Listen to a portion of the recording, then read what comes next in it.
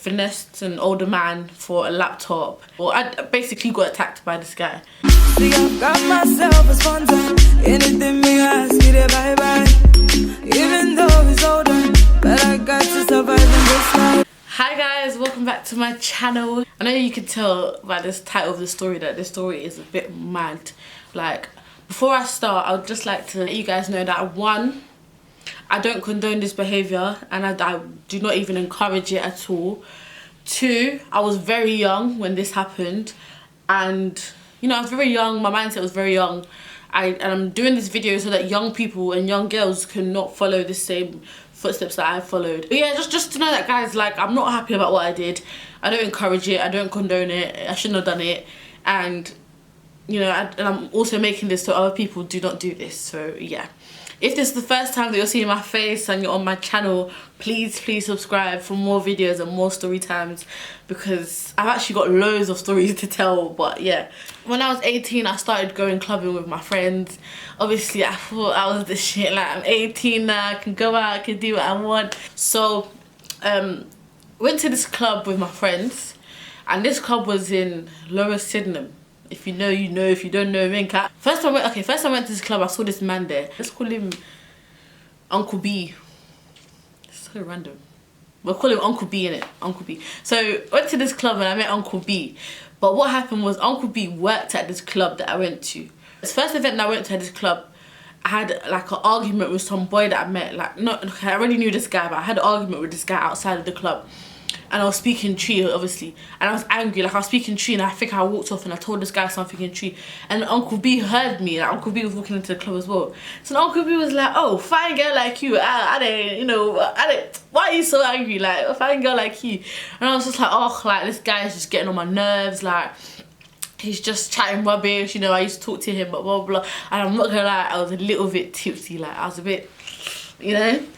So I was like, yeah, this guy's getting on my nerves, blah blah. He's like, "Oh, fine girl like you, yeah, you know, you shouldn't be worried, cry. Like, you shouldn't even be worried. Like, don't let it stress you. Like, can I buy you a drink?" And I was like, well, if you're offering. So he takes me to the bar now and he buys me a drink, and I was like, "Thank you." And then I walked off. Didn't see this guy again for the rest of the night. Partied with my friends, had a great night actually, or whatever.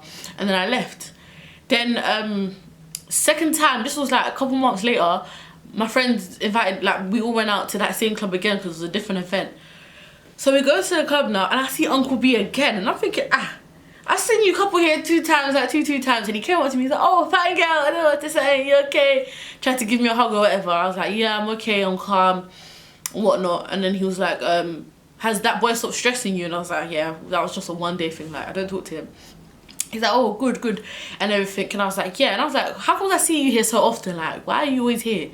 Then he was like, "Oh, I'm a manager, you know, I own the club, you know." But he went from manager to owning the club. I was like, "Oh, so this is your club?" He's like, "Yeah, I'm the manager, you know, I own the club. This is my club, you know. Anytime you want to come, just let me know. And I was like, okay. I was young and I was dumb. This guy asked me for my number and I gave it to him. I was like, cool, you know. He was like, "Oh, message me anytime you girls are coming, I'll get you guys in for free."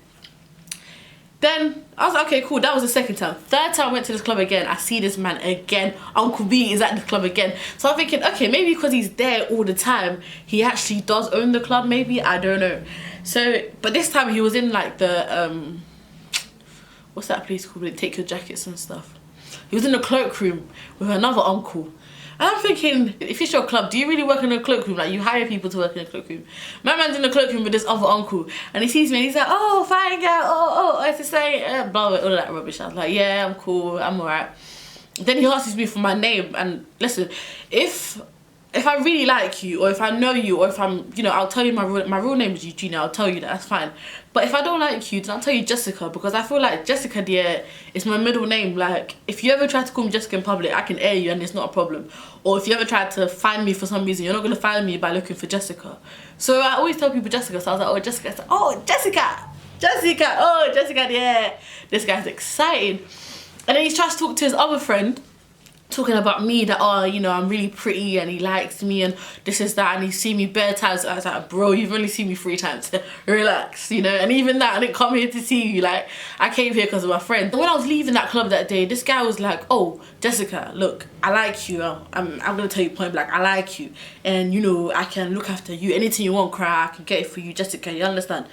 I was like, okay. I was 18, guys. Like, I was thinking, okay, is this what the club scene is like? What, man just comes to the club and I'm banging uncle. Like, Uncle B is chatting, he's telling me he's gonna put me through uni, he's gonna buy me this, he's gonna buy me that, all of this stuff. And I'm like, okay. Long story short, this guy starts WhatsApping me now, tries to WhatsApp call me. And another thing I hate as well, yeah, I feel like old or young, no matter who you are, I hate sending pictures of myself to people, like just not even no naked pictures or nothing, but like just normal pictures of my face, or just like DP. Like, I feel like that's why you have a DP, so you can see what I look like. Like, you know what I mean? You can look at my DP if you have a problem. My man's like, oh, send me pictures. I was like, nah, never that. Like, never send you pictures, because more time, if I send any picture to this blood clot uncle, my picture will be trolling in Ghana for bare uncles to be seeing, talking about I'm his wife and I have 5 kids. And so I never ever do that. I never send pictures of myself to anyone, because I just don't trust that rubbish. Or they'll even print out your picture and go and do Sakawa or any nonsense like that. So I was like, nope. Even, and another thing, when he started asking for my picture, I removed my picture from WhatsApp. I was thinking, I don't trust these uncles, bro. So I was talking to this guy for like a couple months, but it was never anything major. Like, I never ever went to go see this guy, like up until the time I got my laptop, but we'll get to that. So he's messaging me, he's like, oh, when are you gonna see me? When are you gonna see me? When are you gonna come to the club? When are you gonna come to the club? I'm thinking, if my friends ain't going, I'm not going. Like, I'm not gonna come and sit there and be a little boss boy in your cloakroom. Like, I'm not coming to sit there with you. A couple months went past, I was talking to this guy, he was offering to buy me the world. And at that time, I really needed a laptop. And I was thinking, should I be cheeky? Most time I was working, do you know what I mean? I was working, I was getting money, so I could have got it myself. But I was thinking, why spend my own money when I can spend his? Like, he's offering anyway, so it's not like it's a problem or whatever. He was like, rah, I want to make you my girl. I want to wife you. Bearing in mind, big man knew my age, you know. He knew that I was 18 and he was 31, 32 at the time, I can't remember. So he was like, yeah, I want to make you my wife, Jessica. You know, you are just complete package. You know how to speak tree, you know how to cook, you know, you look after yourself, you look good. Like, I want to make you my wife. I was just like, no, I was never marrying an older man like that. Like, nah. He was like, what can I do to make you happy? I was like, buy me a laptop. Like, I need a laptop. Like, I need it ASAP as well. He was like, okay, I'll come with you to like, what's it called? I'll come with you to go look at laptops. You pick what you want, and then the following week I'll get it for you.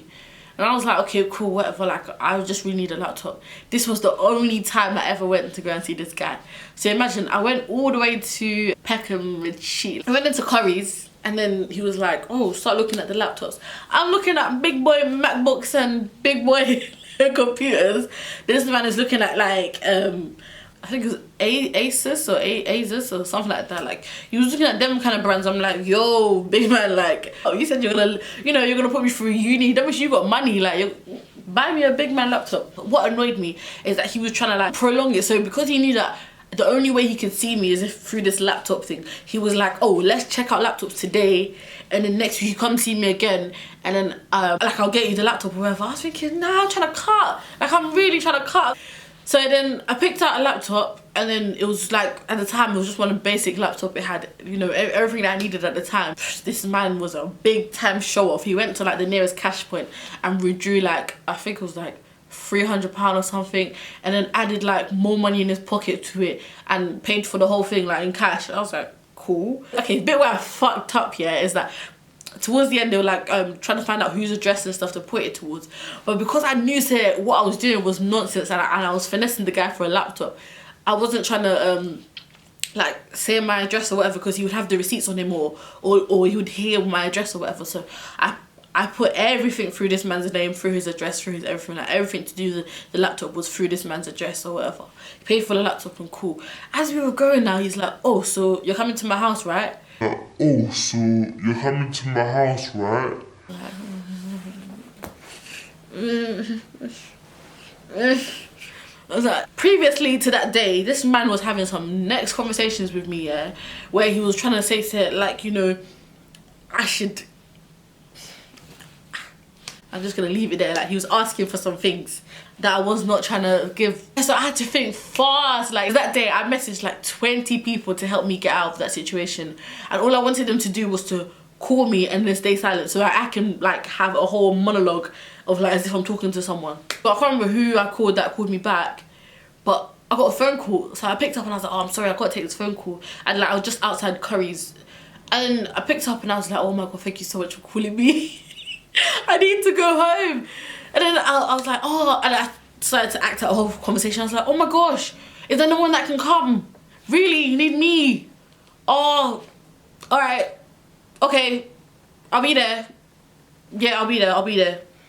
Okay, put the phone down, I told Uncle B, I was like, Uncle, I'm so sorry. Like, I have to go. Like, I'm so sorry that I have a major, like, emergency. Like, I can't even tell you what it is. It's just like, I have to go. Like, I'm so sorry. I have to go.